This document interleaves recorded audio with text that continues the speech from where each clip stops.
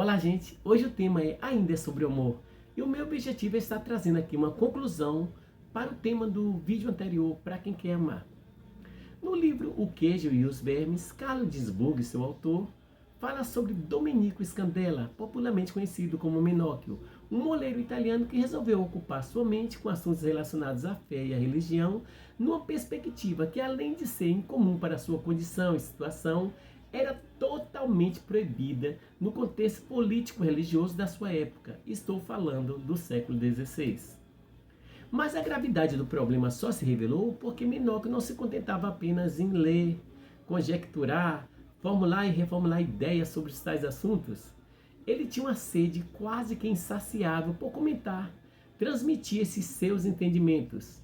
E de tanto falar, Minóquio foi denunciado no Tribunal da Inquisição. Após viver algumas situações em decorrência do fato, alguns anos depois Minóquio foi condenado à morte. Minóquio falava sobre muitas coisas, inclusive esse título nada atraente do livro, O Queijo e os Vermes, é baseado na sua cosmogonia.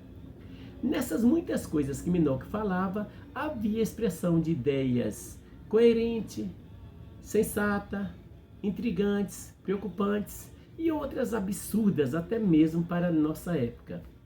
E a pergunta é, por que esse tal Minóquio veio parar aqui em nosso vídeo? É porque Domenico Scandella, o Minóquio, também expressava o seu entendimento sobre amor ao próximo. No início do capítulo 19 do livro, você vai encontrar Minóquio diante do vigário-geral, dizendo-lhe o seguinte: acho que amar ao próximo é um preceito mais importante do que amar a Deus. E ele explica: porque eu li no livro História do Juízo. Aí nesse momento ele faz uma narrativa de um pequeno trecho do livro que na verdade nada mais é do que uma representação poética do que está escrito na Bíblia, no livro de Mateus, capítulo 25, do versos 41 ao 46, que diz mais ou menos assim: e então dirá aos que estiverem à sua esquerda: apartai-vos de mim, malditos, para o fogo eterno que está preparado para o diabo e seus anjos, porque tive fome e não me destes de comer, tive sede e não me destes de beber.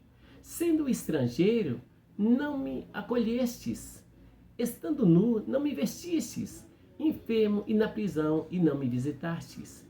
Então eles lhes responderão, dizendo: Senhor, quando foi que te vimos com fome, ou com sede, ou estrangeiro, ou nu, ou enfermo e na prisão, e não te socorremos? E ele lhes responderá, dizendo: na verdade vos digo, que quando não o fizestes a esses mais pequeninos, não o fizestes a mim.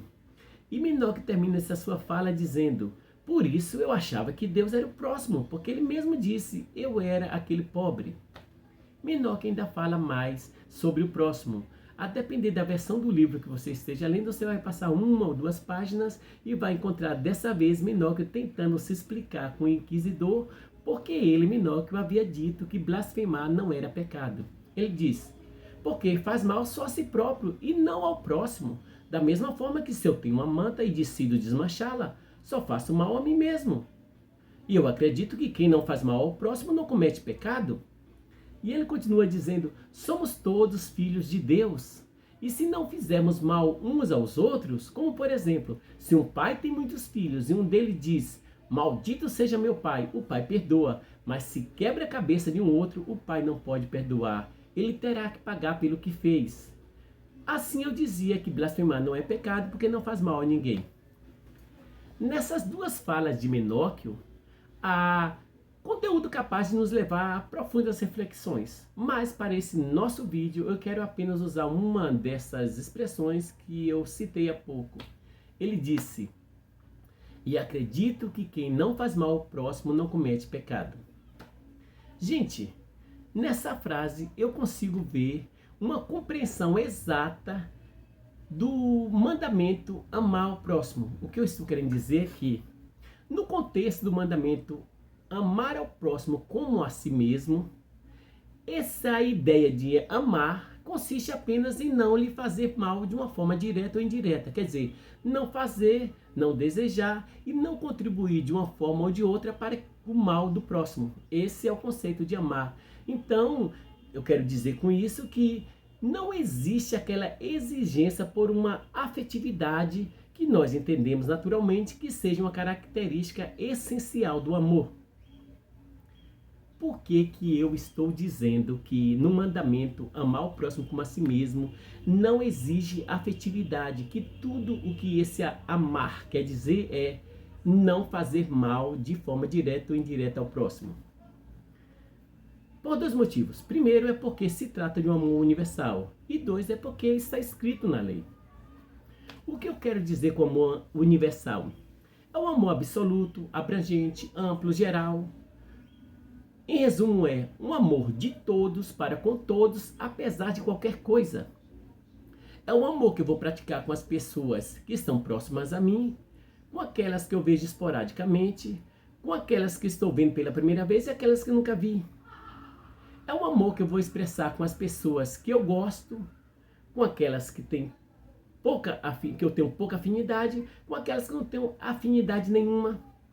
É um amor que eu vou praticar com aquelas pessoas que gostam de mim, com aquelas que não me suportam, que não vai com a minha fachada, que diz que o santo não bateu e que por isso não querem qualquer vínculo de amizade comigo. É o mesmo amor. Gente, fica fácil de entender se nós pensarmos assim. É um mandamento da lei, não é uma brincadeira de um mestre mandou. O mestre mandou botar a mão no fogo. O mestre mandou beijar um sapo. Não é isso. É um mandamento da lei, como eu já disse.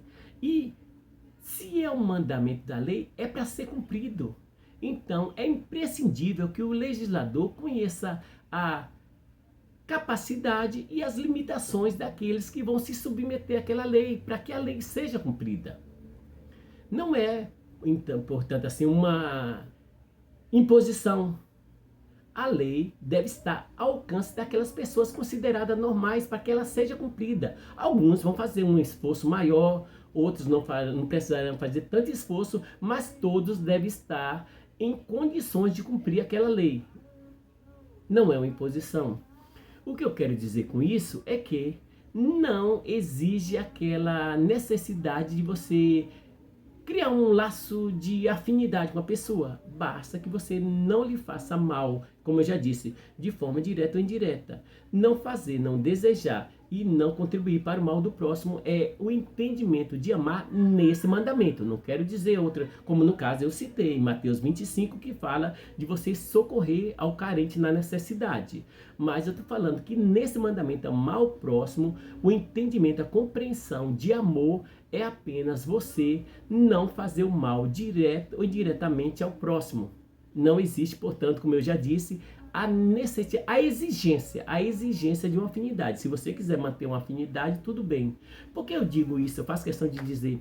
Porque, como eu já disse, gente, a lei, ela tem como objetivo ser cumprida. Já disse isso.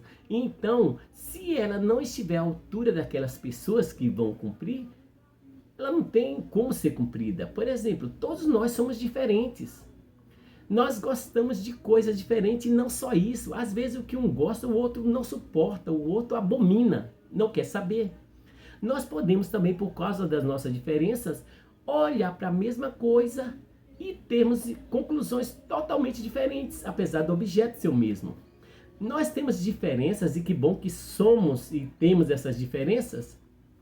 E é dessas diferenças que parte o grau de afinidade nosso, de uns para com os outros.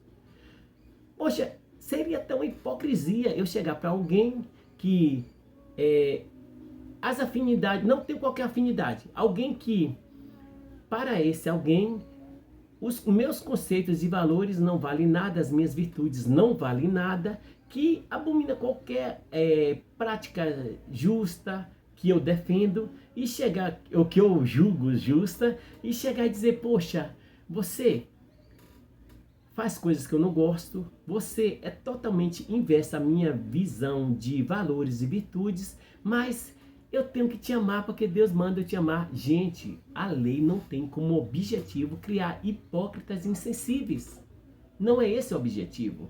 Então o discurso mais correto pela lei seria esse. Olha, Não vejo como você vê, não penso como você pensa e nem pretendo um dia ver e pensar como você pensa. Não gosto do que você gosta e Deus me livre de um dia vir a gostar. Mas Deus me livre também de me mover para lhe fazer algum mal. Deus me livre também de desejar o seu mal. Deus me livre também de contribuir de alguma forma para que o mal chegue a você. Essa deve ser a compreensão mais correta, viu, gente? Agora, se você acha que deve manter vínculos afetivos com todas as pessoas, ótimo.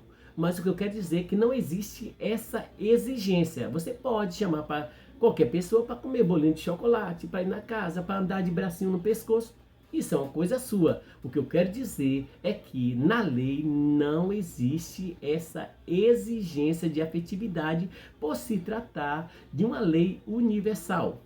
Reconhecendo as diferenças de todos, como eu já disse, né? As diferenças que temos que geram, que são responsáveis pelos nossos graus de afinidades. Segundo ponto, eu disse que não existia essa exigência de afetividade porque é o que está escrito. Eu vou repetir a frase de Menóquio. Menóquio diz assim: e acredito que quem não faz mal ao próximo não comete pecado. Gente, esse termo pecado, originalmente a ideia é transgredir, desobedecer, violar a um preceito, uma lei, uma norma, certo?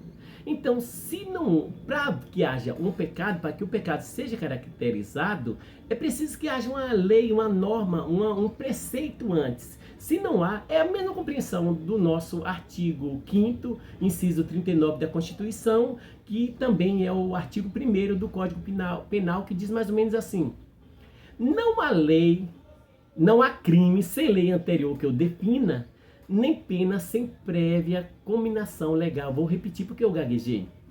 Não há crime sem lei anterior que eu defina, nem pena sem prévia cominação legal. Se não há uma determinação, não há, portanto, um crime, não há, portanto, um pecado. Então, há uma lei dizendo assim: não faça mal ao próximo. Se eu não cumpro essa lei, eu estou cometendo pecado. Mas se não há uma lei para isso, não há como haver um pecado. Então, o fato de Eva ter comido o fruto não se caracterizou o pecado. O pecado só caracterizou porque havia uma determinação para que não comesse. Se não houvesse a determinação, ela poderia comer quantos frutos fosse. Não seria pecado. Poderia trazer outros males, mas o pecado não. Pecado é, como eu já disse, a pessoa transgredir uma lei. E agora eu quero dizer o que está escrito na lei. Eu citei no vídeo anterior Mateus capítulo 22, do verso 37 ao 39, que é Jesus respondendo a uma pergunta de um fariseu, doutor da lei, que diz assim: Senhor, qual o maior mestre, né? Mestre, qual o maior mandamento da lei? Bom, se ele pergunta o maior mandamento da lei, é porque já existia uma lei, né? E Jesus responde de acordo com a pergunta dele. Jesus diz: amarás o Senhor teu Deus de todo o teu coração, de toda a tua alma, de todo o teu entendimento. Esse é o maior mandamento.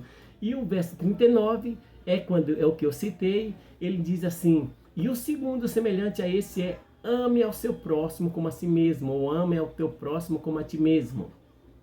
Quando Jesus disse isso, ele estava reproduzindo o que estava na lei. Você vai encontrar a referência disso que Jesus está dizendo no terceiro livro do Antigo Testamento, é o livro de Levítico, no capítulo 19, versículo 18. Mas antes que eu cite o que Jesus disse, a referência que Jesus disse, eu quero dizer o seguinte, que você vai ver, assim que você abrir o capítulo 19 de Gênesis, você vai encontrar lá no subtítulo, repetição de diversas leis. Então, esse capítulo, como eu já disse, é repetindo leis diversas. Quando chega no verso 11, a partir do verso 11, o escritor começa a falar de leis que regulam o comportamento entre pessoas. Regula a conduta de uma pessoa para com outra, a partir do verso 11, que fala: não furtarás, não mentirás, não enganarás, não oprimirás, não darás falso testemunho, e segue a lista. Quando chega no versículo 18, ele tem que concluir ali para poder entrar em outra esfera de lei, que já não é mais regulando a conduta entre pessoas. Então ele fecha o versículo 18 dizendo assim: Não procurarás vingança, nem guardarás rancor contra alguém do teu povo, mas ame ao seu próximo como a si mesmo, ame ao teu próximo como a ti mesmo, que é exatamente a referência que Jesus usou. Paulo, que eu chamo o apóstolo Paulo, né? Já sintetiza tudo isso em um único verso. Na carta que ele mandou para os Romanos, que hoje compreende ou representa o 6º livro do Novo Testamento. Capítulo 13, versículo 9 diz mais ou menos assim: com efeito, não adulterarás, não matarás, não furtarás, não darás falso testemunho, não cobiçarás. E se algum outro mandamento, tudo nessa palavra se resume: amarás ao teu próximo como a ti mesmo. E ele fecha com o versículo 10 dizendo assim: o amor não faz mal ao próximo, de sorte que o cumprimento da lei é o amor. Viu, gente? Toda lei leva a isso, ao entendimento de que você não deve fazer mal ao próximo. Não precisa, mas se você quiser, vai para os abracinhos, vai para os... Mas é opção sua. A lei não te cobra isso, porque a lei compreende que você tem sentimentos, que você tem alma, né? Que quando alguém pisa no seu pé, machuca. E você dizer, não, tá machucando, mas vem cá, me dá um abraço. Pode representar uma hipocrisia, né? Então a lei diz isso. Tá, mas vamos aqui voltar. Eu quero fazer uma referência ao vídeo anterior. Eu disse lá que nesse preceito de amar o próximo como a si mesmo, o autoconhecimento era o ponto de partida, o degrau inicial, o primeiro passo. Por quê? Vejamos, eu tenho que amar o próximo como a mim mesmo. E como eu já disse, eu nesse caso passo a ser referência. Eu vou amar ele como se ele fosse eu ou como se eu fosse ele. Bom, eu entendi que eu tenho imperfeições, logo eu tenho um motivo para não cobrar tanto dele, para perdoá-lo, porque eu também sou imperfeito. Eu posso sentir, eu posso ter um entendimento maior sobre os meus sentimentos e as minhas emoções. Eu sei que se alguém furtar alguma coisa de mim, aquilo me dói, me machuca muito, vai me ferir, vai me fazer mal. Eu sei que se alguém me oprimir, me humilhar, dizer coisas que eu não fiz, né, que é dar falso testemunho, isso vai me causar males, tristezas. Então, poxa, se eu sou ele, ele sou eu, se dói em mim, vai doer nele.